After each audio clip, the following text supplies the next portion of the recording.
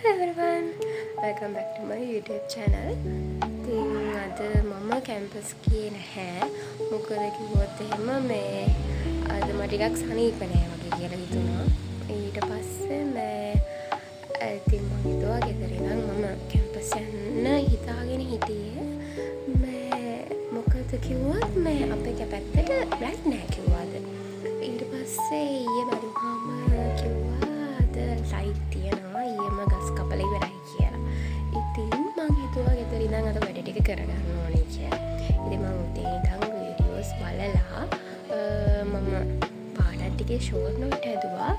ඉතින් ඔය විදිහට මම පාඩම් කරන්න පටන් ගන්නකොට මට හිතුණා ඔයාලට කියන්න ඕනේ කියලා ඔයාලට එක්සෑම් කාලෙම ස්ට්‍රෙස් එක කොහොමද අඩු කරගන්නේ කියලා. ඉතින් ඔය ස්ට්‍රෙස් එකට තියෙන එකම ප්‍රධානතම හේතුව තමා ඔයාට හරියට ප්ලෑන් එකක් නැති එක. ඉතින් ඒකට ඔයා කරන්න ඕනේ දැන් මට නම් සාමාන්‍යයෙන් ගත්තොත් ඈත ඉඳන් පාඩම් කරලා හරියන්නේ නැහැ. ටිකක් ලඟ වෙලා තමයි මට පාඩම් කරලා හරියන්නේ. ඉතින් මම නම් කරන්නේ ස්ටඩි ලීව් එක හම්බුනහම ඒ කාලෙදී වීඩියෝස් බලලා මට ඕන කරන තැන්වලට අදාළව ඒ කියන්නේ මම කලින් ටොපික්ස් ලියා ගන්නවා. ටොපික්ස් ලියාගෙන ඒවට අදාළව මට බැරි තැන්වලට මම වීඩියෝස් හදා ගන්නවා. මේ වීඩියෝස් බලනවා. බලලා ඊට පස්සේ ඒවට අදාළ ෂෝට් නෝට් හදා ගන්නවා. ඒ වගේම මම ලෙක්චර්ස් අහගෙන ඉන්න වෙලාවට මම ටක් ගාලා සර් කියන ඒවා සමහරවිට නෝට් ඩවුන් කරගන්නවා. සමහරවිට සර් කියන ස්පීඩ් එකන මට ලියා ගන්න බෑ කියලා හිතනවා නම් මම වොයිස් රෙකෝඩ් කරගන්නවා. ඉතින් ඒවත් මම පාවිච්චි කරනවා ස්ටඩි ලීව් එකේදී මම ෂෝට් නෝට් හදාගන්න. මේ ෂෝට් නෝට් ඊට පස්සේ ප්‍රශ්න ඒ ඔක්කොම මම හදාගෙන ලෑස්ති කරගන්නවා. හැබැයි මම ඒ කාලේ පාඩම් කරන්න යන්නේ නැහැ. ඊට පස්සේ මම කරන්නේ මගේ ස්ටඩි ලීව් එකේ වුණාම දැන් එක්සෑම් පටන් ගන්න ලඟ වෙලා තියෙනවානේ. ඒ කාලෙදී කියන්නේ එක්සෑම් අතරතුර හරි එක්සෑම් කාලෙදී හරි මම කරන්නේ අර ෂෝට් නෝට් ටික පාඩම් කරන ගමන් අර ප්‍රශ්න වලට උත්තර පාඩම් කරලා ලියන එක. ඇත්තටම ඒකෙන් අර මට කන්ෆිඩන්ස් එකක් එනවා. අනික අර එතකොට අර දැනෙනවා අර දැන් එක්සෑම් එක ලියන්න යනකොට ලොකු ගාණක් නෑ. සාමාන්‍යයෙන් ඔය පේපර් එකක් ලියලා යනවා වගේ ෆීලිං එකක් තමයි ඔයාට ඒ වෙලාවට එක්සෑම් එකට යනකොට ඔයාට දැනෙන්නේ. මොකද ඔයාට කන්ෆිඩන්ස් එකක් තියෙනවා. මම ප්ලෑන් එකක් අදුව වැඩ කරා. මම දැන් මේ පාඩමට මට මේ ටික පුළුවන් මට මේ ටික පුළුවන් කියලා ඔයාට ඔයා ගැනම තියෙනම ලොකු මොරාල් එකක්. ඔයාට පුළුවන් කියන එක. ඉතින් ඔයාලට විශේෂයෙන් ඒ ලෙවල් කරන නංගිලා මාළලාට ස්ට්‍රෙස් එක එන්න ලොකු හේතුව තමයි ඉබාගාතේ වැඩ කරනවා කියන්නේ එක ෂෝට් නෝට් බලන පාඩම් කරනවා ආයි වීඩියෝ බලන ඔන්නෝම එහෙම කරන්නේ නැතුව ඔයා ප්ලෑන් එකක් හදාගන්න. ඔයා මොනවද කරන්නේ? මේ ටොපික් ටික තමයි ඔයාට අමාරු නම් ඒ ටිකට ફોකස් එක දෙන්න වැඩිපුර. මේ ටික බැරි නම් මේ ටිකට ફોකස් එක දෙන්න. අන්න ඒ විදිහට ඔයාගේ පාඩම් කරන රුටීන් එක ප්ලෑන් එකක් ඇතුව හදාගත්තොත් එතකොට ඔයාට ලොකු කන්ෆිඩන්ස් එකක් එනවා. වගේම ඔයාගේ ස්ට්‍රෙස් එක සෑහෙන්න අඩු කරගන්න පුළුවන්. කරන්නේ මෙන්න මෙහෙම දෙයක්. හරිද? මම මුලින්ම ගන්නවා මොනවද මම බලන්න ඕනේ ටොපික්ස් කියලා. ඒ ටොපික්ස් කියලා ගන්නේ ඔයාලට පේනවද? එන්න මම මේකේ බ්‍රයිට්නස් වැඩි කරන්න.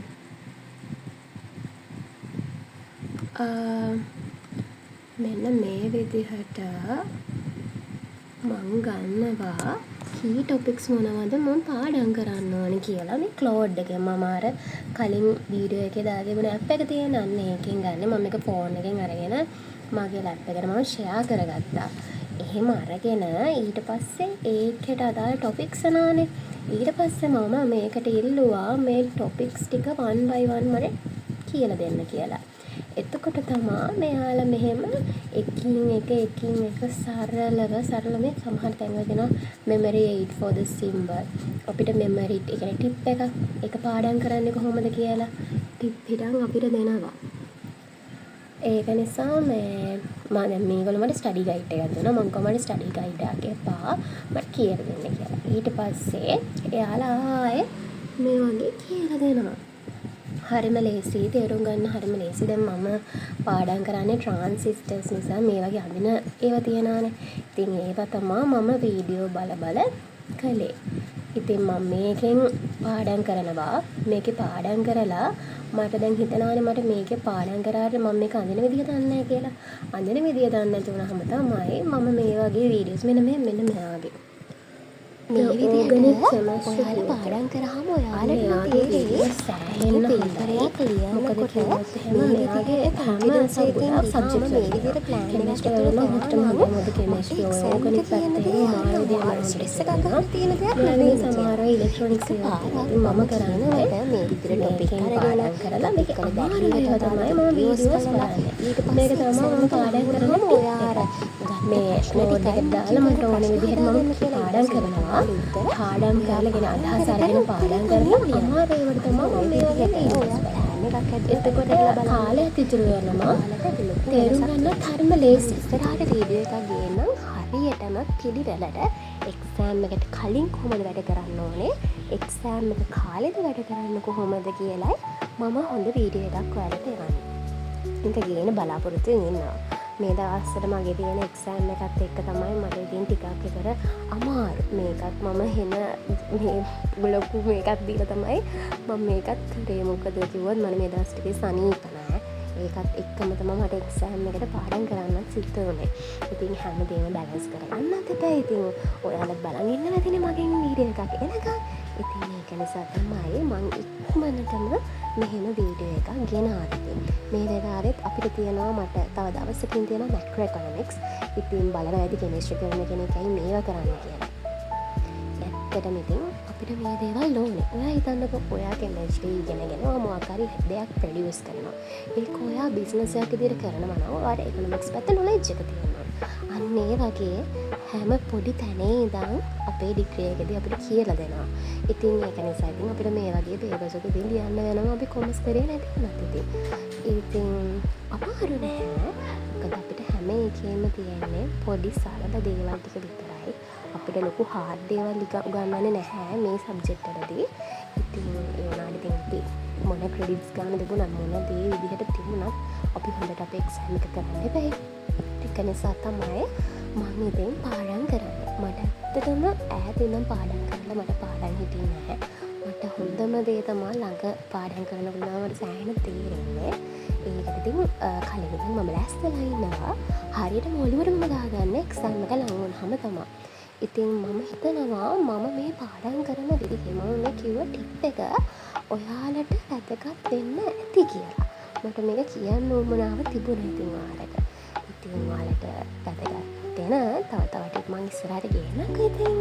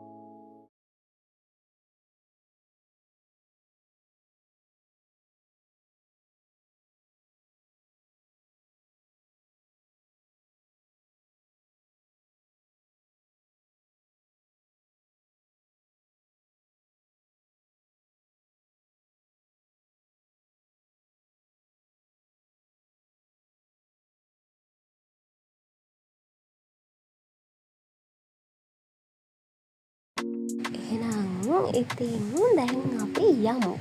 මං ඊයේ සිලන් නැතුව හිටියේ අනේ මට කන්න මොන හරි ගන්න යන්න ඕනේ කියලා. ඔයාලත් මං වගේ කෑම පිස්සෙක්ද. මම නම් ඇත්තටම එක්සෑම් කාලේට සෑහෙන්න කනවා. ඉතින් මේ දවස්වල එක්සෑම් නිසා අප්පම කිව්වා දැන් මම මුලින්ම ගත්තම බටලක්. මං සෑහෙන්න බටලක් කන්න පෙරිලා මොන හරි ඕක එකෙන් දෙකයි. පස්සේ ඩෝනට් එකයි. ඩෝනට් මම කන්නේ වෙන්නට කැරමල් එකේ උනට එක තිබුණා. ඉතින් මේක මම හරි අරගෙන එන්න ලොකු ආසාවක් නැහැ. මොකද සැර නිසා ඒකට මම ගත්තා මේක ටිකක් හොඳට කියලා බලන්න.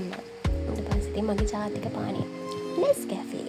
මං හරිම ආසයි කොෆි බොන්න. කොෆි ඕනම දෙයක් මම කනවා බොනවා. කොෆි වලින් හදලා තියෙනවා නේද? ඒ වගේම මෙන්න මේ කුකි එක. මේක මාර කීරහයි. සාමාන්‍යයෙන් අපේ ගෙදර කන්නේ කී රස බිස්කට් තමයි. මේක මාරම කීරහයි. ඊට පස්සේ මෙන්න මේ කොලජන් එක. මම වෙන පෙති මොනවත් පාවිච්චි කරන්නේ නැහැ. මම මේ කොලජන් එක පාවිච්චි කරනවා. මොකද ඇත්තම කිව්වොත් ඒ කොලජන් එකෙන් හොඳ බොඩි බෙනිෆිට්ස් හම්බෙනවා. ඒක රසයි. හොඳයි. ඉතින් ඔහොම තමයි මගේ අද දවස ගෙවුනේ. ඉතින් මං හිතනවා ඔයාලා මගේ වීඩියෝ එක බලලා අද මොනවා හරි දෙයක් ඔයාලගේ ලයිෆ් එකට ගන්න ඇති කියලා. ඉතින් ඔයාලා හිතනවා ඔයාලා මගේ වීඩියෝ එක එන්ජොයි කරන්න ඇති කියලා. ඉතින් අදට ගිහිල්ලා එන්න පරිස්සමෙන් සතුටින් ඉන්න. ඉක්මනට ආයෙ හම්බෙමු.